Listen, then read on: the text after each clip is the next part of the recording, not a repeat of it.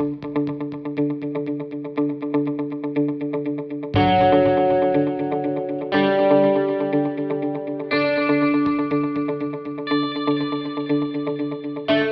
watching the Forefront Church video podcast, and wherever you're at viewing online, we just want to say thank you and welcome. And one of the ways that we can help connect with you is we want to hear from you and where you're at and how we can help. And so head over to forefrontchurch.info after the message and click the Connect tab. It's a great way for us to help you along your spiritual journey as you connect with God and learn about Jesus. And so sit back, relax. We hope that you're challenged and encouraged from today's message.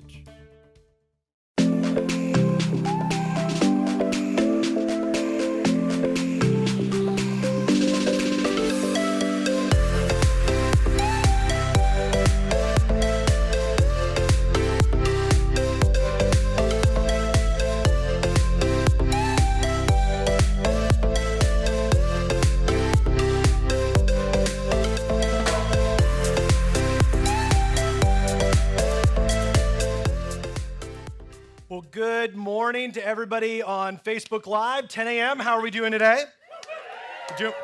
All right, I'm scared of y'all a little bit. You're like, we slept in and we got coffee. Look out. And so I'm excited that you guys are with us today as we continue our series, Friendology.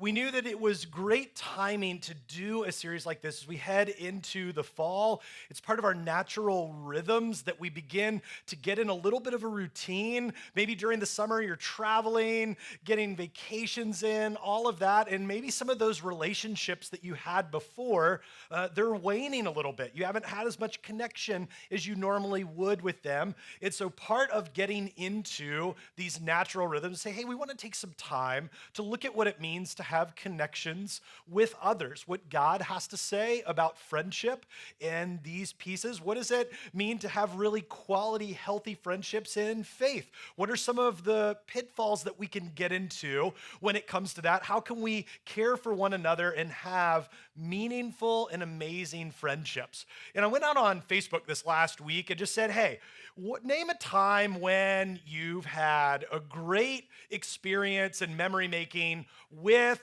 friends of yours. And people jumped in. Some people said, hey, we went and rode dirt bikes, and that was awesome. I was like, man, that's really cool. I had people texting me and private messaging me. Somebody said, hey, me and my friends, we went bungee jumping. And I was like, nope, not doing that.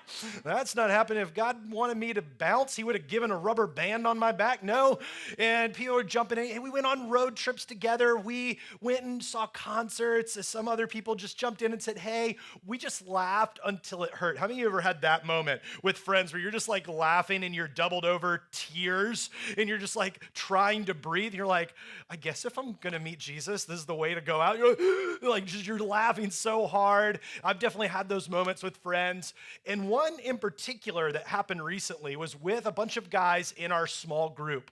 We watch the ladies who are they're much more social animals, I think, than the guys in our group were. And they're like going out to dinner and hanging out and doing things. So the guys are like, we need to do something. And so we started talking about what we could do. And one of the people brought up, hey, we should go axe throwing. How many of you guys ever heard of this before? Yeah, I had never heard of it until it came up in group. I was like, axe throwing? Tell me more. I'm intrigued.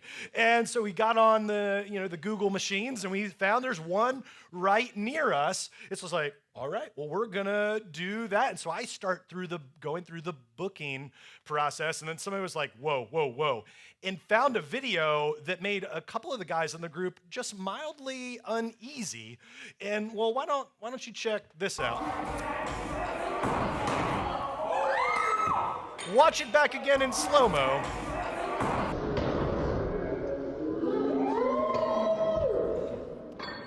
Still smiling, like everything's fine. It's fine, everything's fine. That is how most of us walk through life. About to die, no, we're good. Total denial. And so you get there and they teach you and all of us are like, I'm not sure. I'm like, I already booked it. We're going. And so we did it, and they teach you the technique. You could do the underhanded throw. You could do the double, like Last of the Mohicans throw. You can be very Braveheart-esque in these moments. And actually, I didn't think I would do very well, but my very second attempt was this. That's what I'm talking about, right there. Um, we had a blast. You don't need to clap for that. There wasn't like not joining the circuit of professional axe throwers. That's not my gig. It was fun and we enjoyed it. But later on that night, we had gotten, we had a blast. We laughed. We felt very manly and all that. And I posted this picture. We were all out there, and so of course they're like, let's throw axes. And my friend RV here, he is just like, this is my axe right here. He's so excited. Like everybody, we were all pumped. It was great. I think I was mid-sentence. I don't know what happened there. Post this photo. Everybody, like on social media, everybody starts the likes, the whatever. Where did you guys go and all that? I wake up the next morning. And you guys have this from time to time. I had a private message in my Facebook Messenger. So I'm like, all right. And it was somebody who I knew claimed faith, who I hadn't seen in a while, lived, further off. And I open up the message, and the message reads, I'm glad to see you're very liberal and you don't follow Jesus anymore. Right? Like the entire room collectively is like, what? And so again, not tied to, don't know what's going on. That's the only thing I get in the message. No context, no nothing. Same, guys, same. So I have the response, so I just go, huh? Question mark, exclamation point. Like, what part of my life now shows you that like I'm somehow determined that I'm this, voting this way and doing this and don't follow Jesus? Like I'm a pastor. And so they then take a screenshot of this post and send it back to me. And they said, well, look at you. You don't like white people anymore, and you hang out with all my friends. I'm like, it's a crazy world out there, guys. So I immediately know, I'm like, okay. It's like, here's where we know where this is going. And I love this person. I say, hey, here's what's going on. I said, these guys are not only my friends, I count them as family. And I'm not quite sure what has led you down a road in your following of Jesus that would call you to such a place where you would question someone simply based on something like this. I said, if anything, as we're going back and forth in the conversation, because these things never really end well when you're doing these, I go back and forth. I said, actually, because I knew the person claimed faith. I said, actually, this, if anything that you could get from this photo, is I think this is exactly what heaven will look like minus the axes. I don't know. Maybe there's a really wicked, awesome axe throwing place in heaven. If so, God wins. But I said, this is heaven right here. And I'm not quite sure. I said, hey, and I didn't, for many of you, you might have been like, unfriend, block, whatever. I just said, hey, you're still my friend, but if you ever do or say anything like that again, I'm gonna have to pull back and draw a boundary here. You cannot say anything like that on my page or privately ever again to me, because that's not how I feel, and I want to protect my friends, and so you can't do that. I love the way that Rick Warren puts it. He shares with us that racism is stupid. So a pastor in Southern California. So it's insult to God and arrogantly implying that God goofed up when he chose to make us different. You see, we're in this series on friendship. And my fear, as we engage culture, and I love Forefront. Forefront has become and continues to become a melting pot of individuals from different backgrounds and ethnicities and socioeconomic movements of life. And I love that that's the case. And God continues to do that. And I told my friend, I was like, and if you feel the same way as my friend did, I want to let you know that you are valued, that you are loved, that God sent Jesus for you, but there is no compatibility with racism in the Jesus of the Bible, period. Like loud and clear, full stop, does not compute. And so I shared this with my friend, and we're walking through this, and we're going back and forth, and we agree to disagree, and he parts ways and hasn't said anything since.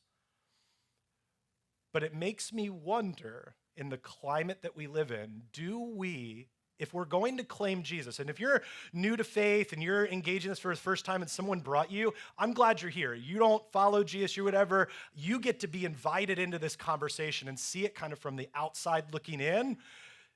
God calls us to be people who care for everyone because everyone's made in his image.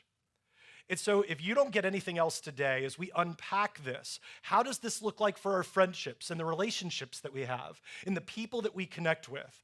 And this is our main idea for the day here, that following after the model of heaven, healthy relationships make room for diversity. Healthy friendships and relationships and lifestyles open up ourselves for people that aren't like us. This is the very nature of engaging the Bible in faith. I wrote it in here as I was going through stuff. Whether we're short, tall, big, skinny, athletes, intellectuals, standouts, outcasts, refined, or rebels, there is a seat for you because of Jesus at the table.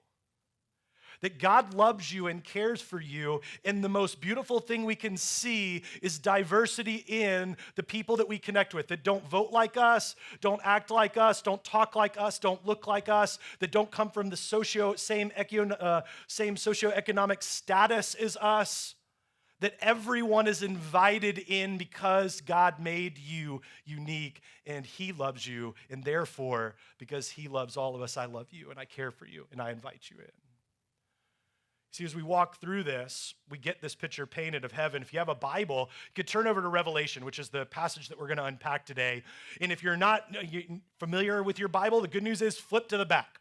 You'll find it right there in the back. You'll be able to do that. We give away Bibles for free. So if you don't have a Bible today, stop by in the lobby at the Get Connected table. We give those away for free. There's no catch. You don't have to fill anything out. Or you could stop by our forefrontchurch.info page. And right there, if you swipe over a couple tabs, you'll find the notes section. Everything there is already ready for you. You can take your own notes, digital Bible, the whole bit, and email those back to yourself so you can have a copy there in your inbox to go back and reference and as you're learning and as you're growing in your faith. Again, all those are free because we want you to engage the Bible so that you can grow closer to Jesus.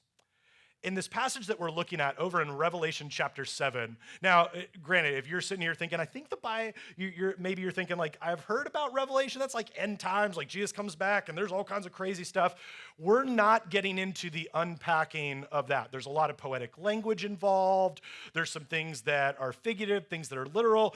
Many Bible scholars differ in their interpretation of the book of Revelation and what's going to happen and is there tribulation this and all that. Like, we're not unpacking that today. And so if you're like, I need all that, we're not going there today. That's a different conversation.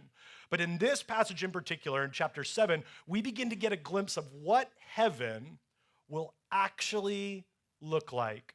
And it starts in chapter 7, verses 9 and following. It says, after this, I looked, and before me was a great multitude that no one could count, from every nation, tribe, people, and language, standing before the throne and before the Lamb. They were wearing white robes and were holding palm branches in their hands. It says, and they cried out in a loud voice, salvation belongs to our God, who sits on the throne and to the Lamb.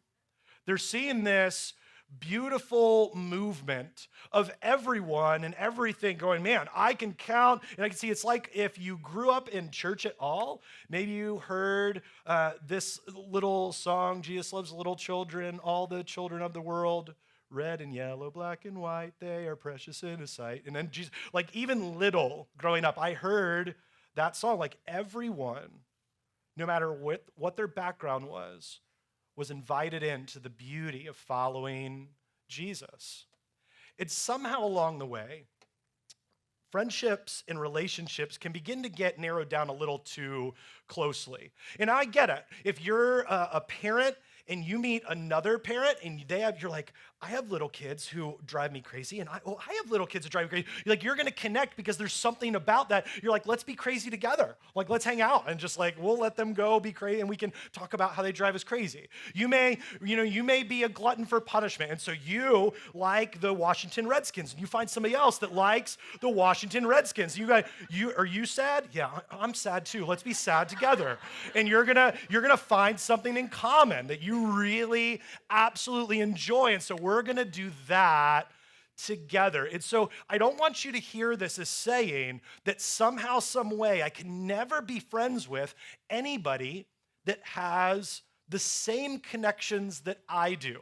Like, we sit in our small group and all the guys are like, yo, man, did you see that preview for the Marvel movie? Yeah, man, we were talking about it. Like, we get into, and for some of you, like superhero, Marvel stuff, you're like, that is so nerdy. The guys in our group are here for every bit of it. And like, all coming from different backgrounds where we're like, yo, man, like we need to, and it's so good.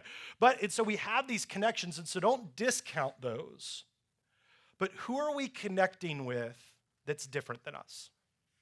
Who are we befriending? Because if you have this people, they look the same, talk the same, live in the same neighborhoods, do the same thing, and you can look at your friendships and go, man, they're all kind of the same. I hate to break it to you, but you could possibly be in an echo chamber of hearing yourself. And to take that a step further, if all your friendships look, act, move, breathe, and talk like you, there's a chance that the picture you have of Jesus looks a lot like you and your friends. Which is difficult because Jesus was from the Middle East. He was not blonde hair, blue-eyed, white-skinned Jesus. No matter how many people got it tattooed on themselves and it's hanging in old churches, okay? The fact of the matter is that Jesus, more than likely, wouldn't have been able to get into our country.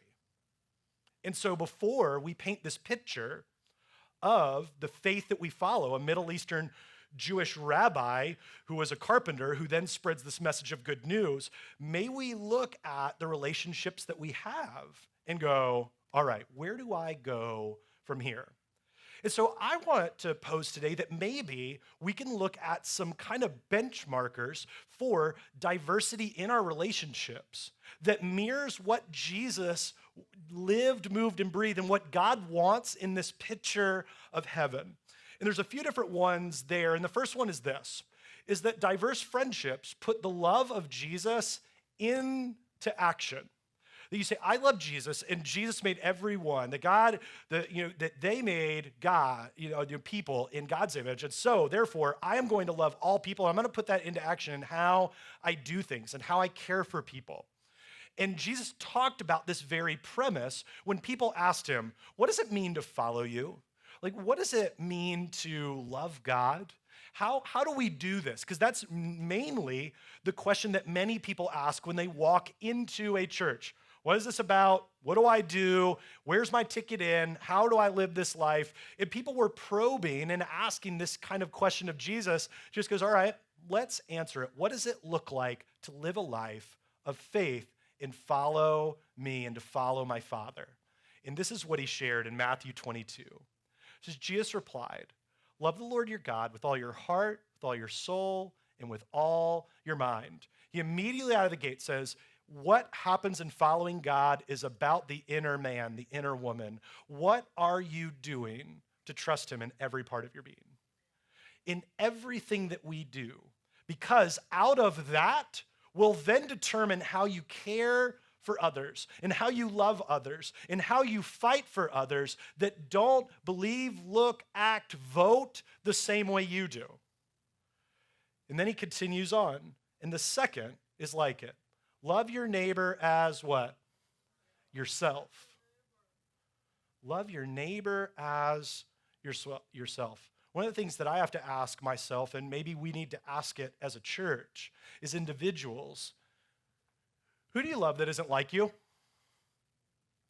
Who do you care for that doesn't look like you? Who do you care for that doesn't vote the same way you do? Talking to you, social media commentators in the comment section, like that we see a politically charged article and we post it. And I don't care where your politics lie, the moment that you post a polarizing political article, you are telling whoever's connected with you, I have a problem if you at all move that direction because I'm over here. And when you hop into the comments section, I've yet to see somebody go, you know what? You chastised me in the middle of a comments section, and now I think just like you think. I'm voting a different direction. Thank you, kind sir, in the voting comments section. No, that doesn't happen. And so why do we let ourselves, and I would say if you don't have relationships with people that think another way, that's a problem. Because nobody on either side, if we really believe the best about people, nobody's sitting on the other side going, how can I destroy things? Nobody's thinking that, okay? Like, I hate to break it to you. Like, you're like defeatist and all that. Like, and so they're over there, and so you go, why is it that they believe we both want the best for humanity, and they think there's this way to do it, and I think that there's this way? What if I had a friendship with them, and I actually listened to understand, but not just simply to respond? And understood what it meant to love and care for you because you're made in the image of God. And I'm not going to dismiss you because you voted this way or that way, or because you like these things and I like stuff over here. No, you're cared for and loved by the creator of the world. So therefore, I'm going to care for you, not based on your politics or your skin color, but because God loves you and God made you. And so who is it that you love that isn't like you? See, it leads us to another piece of this, especially for those of us who claim faith, that we have made a decision for Jesus, and that's this. Diverse friendships show the world that the church actually believes in who Jesus is and what he taught. That we would say, I believe this because it's true, and I'm going to live it out. Because if there's one accusation against the church at large, in the United States especially, it's that Christians are judgmental, bigoted, hateful people who do not want me to walk through their doors. That, don't take offense to me, because that's what the general consensus is outside within culture looking into most churches. Now, I love the fact that Forefront Church is a place where anyone from any background and movement can walk through the door and feel welcome. Now, I know that there's stuff in my life, just because I walk through the door doesn't mean everybody goes, yay, you're great, and whatever you do is okay. I can't walk through the door and scream at everybody. People go, that doesn't seem very loving. I can't walk through the door. Now, I can walk through it and be here and be a part, but if I were cheating on my wife, people would go, hey, people are going, you know what? We're a place where everybody's welcome and nobody's perfect, anything's possible. They go, hey, by the way, you can't do that. Like, let's help you not do that. Like, there would be something. Why? Because we want to push ourselves to next steps, to follow Jesus. So the church, when we show diversity in our friendships, in our relationships, we say to everyone watching in kind of moving through it with a fine-tooth comb, I love Jesus. What he said was true, and I'm actually doing it. Roxy, our middle child, came home from school one day. It was Spirit Week. How many of you guys remember Spirit Week? Maybe when you were younger. Okay, yeah. I hated Spirit Week because I didn't even want to be at school anyway. Why am I going to be excited and show my spirit for a place I don't want to go to? But my daughters love it. They're like, it's crazy hair day. We're going to do whatever. It's crazy sock day. And I'm like, what? People are weird. And so one of the days was Twin Day. And so Roxy goes to school, and she has a friend named Ryan. And her and Ryan, I hear about Ryan all the time. I went to lunch and saw Ryan and all her friends. I was like, yeah, they're a bunch. And she's like, well, we're going to do that, and we're all going to dress up the same, and we figured it out, and so it's Twin Day. We're going to dress everything up. Well, she comes, I pick her up from school at the bus stop, and we get in the car. I said, how was school today? It was awesome. I said, how was Twin Day? Like, trying to be hyped on something I don't care about. And she's like, it was cool. And then she said, somebody saw us, and I guess there were a few girls that did Twin Day, and said we weren't twins. And so I was like, really? And so, well, did you guys we wore the same color shirt. We wore like pretty much close shoes. We all wore the same pants. We all did a ponytail kind of thing in our hair. I said, okay. And what I knew, and she said, I don't know, it was weird. I don't know why they would say that. Well, I know her friend Ryan, like best friend at school, is African-American. And she's like, I don't understand why people didn't think the one person in particular didn't think we were twins. And I said, it's not right. I said, but maybe they thought this because you're white and she's African American. They said, I said, I don't agree with it, but maybe they said that. And she said, and I quote, well, that's dumb. Why wouldn't I be friends with her? God made everybody. End of it. Like, that was it. Like, she didn't, even in her mind coming home, there wasn't like a fact, she had no clue. Because her and Ryan, like, we wore the same stuff. We're twins. And she's like, so were we twins? I said, abso-freaking-lutely. You guys were twins. Like, yeah, you were. Because you guys were made by God. You guys are both beautiful in his eyes. And that is your friend. As far as I'm concerned, those guys that I was saying, those are my brothers. Like, those are people that I care about deeply. And I love this picture about everyone being made by God. There's no lines in this. In the New Testament in Colossians, it shares, for by him all things were created, in heaven and on earth, visible and invisible, whether thrones or dominions or rulers or authorities. This is huge. God made the president at all times. When you liked it before, when you like it now, when you're mad before, when you're mad now. Did you know that he made them too? Some of us need to get checked on some of these things. Doesn't mean you have to agree, but do you love them? Do you pray for them? Do you care for them? Because everyone was made by him. All things were created through him and for him.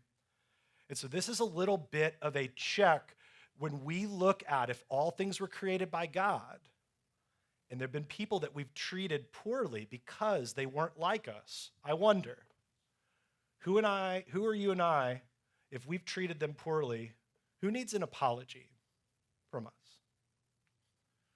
Who are individuals that are in your life that don't think, look, act, live the same way you do? Who you need to go back and say, I'm sorry. That was not okay. While you and I may not agree, you're made in the image of God, and how I acted was not okay. I'm sorry. The act of moving and saying those words is life-changing. When you interact with someone else's life and say, I treated you unfairly based on things out of your control, and I'm sorry, it changes everything. And you can begin to build a bond that is absolutely beautiful. And there's something that comes to light in this. Diversity in friendships, these diverse friendships make unknown shoes known. You've probably heard the phrase, don't judge somebody else until you've what? Walked in their shoes. Till you walked in their shoes. Who is it that you're able to see these things from in a new perspective? I have a friend, O'Neill. He's from Jamaica. It was funny that we played that song, One Love by Bob Marley. He grew up in Jamaica. Actually, one of his relatives tracking back actually dated Bob Marley. And I remember him telling me like that whole story. I was like, that's awesome. He's like, well, it's a little island, so I mean, and he goes through the whole thing, and we were walking through. Like, he now lives in New York, and I love hearing his perspective. And so I was just saying, hey man, like we're doing this series on friendship, talking about this thing, the picture of heaven, and he's kind of wrestled with faith because of the way he's been treated. And he said, you know, the hardest part for me, living in what is the melting pot of the United States and really of the world. Like you go to New York, and especially with New York City, he lives in Brooklyn, like it is so diverse. So you know what's interesting? I can still walk into a store with my friends who aren't people of color, and nobody watches them while they walk through the store, but they watch me. He's like, just because I have dark skin and dreads doesn't mean I'm gonna steal something, but they don't know what that's like. And as we start unpacking this and talking about it, I go, man, I have no clue what it's like to walk through a store and be watched. I walk in, I buy my crap, and I leave. And he's like, man, it happens more often. He said, it's 2019, and I still feel uncomfortable in places. You know what? That begins to change my perspective and how I treat people when I get to hear from a friend an experience that happens that way. Because it's real. because he has it happen. I have another friend, Brandon. He actually did our spoken word piece that was here on Easter. And he grew up in New Orleans and ended up moving to a little town in North Carolina where he works at a tire plant. And he and his family, they go to church and the whole band. I said, hey, so I, talking with him, I just went down there when we filmed and we're, skateboarding, doing our thing. His son was skateboarding, 8 years old, crushing me, which that's really humbling. And we're sitting up on the ramp and his son's doing his thing. He said, hey man, I said, I love to hear people's stories and, I want to hear your perspective on stuff. So you know what the hardest part is? For me, he said, being an African-American family and walking into a church that's predominantly white and feeling like I can't be there, even though I know Jesus wants me there. And I'm like, bro, I have no idea. And so we start unpacking that and we start talking. And he said, I've walked into churches where it's been mainly Caucasian and I felt loved. He said, but we're here, this little town. I can't drive an hour with my family. I have limited funds. And so we go to this church. He said, but I can't bring any of my friends that are black, because if they walk in, I know that they're going to never come back. I go, man, that's hard. And I have to ask myself this question, and it's a question that you and I both have to ask. How are you changing by gaining a new perspective from the people that you interact with? How are you changing because you hear stories and you watch experiences and it shifts the way you treat people? You see, that is the very movement of Jesus. Jesus came so that you and I could be set free from narrow-minded, legalistic thinking to then move to a free life of hope, love, and grace that all mankind could be invited into, because they're made in the image of God. That they would feel welcome, that they would feel loved, no matter where they come from, where they've been, what they've done, that all are invited to come, not because of where they land in life or where they've been or what, just to come all who are weary and burdened, and I will give you rest. If you're thirsty and you're tired, come to me, and you will find life, and you will find life to the full. That's the call of Jesus for every person.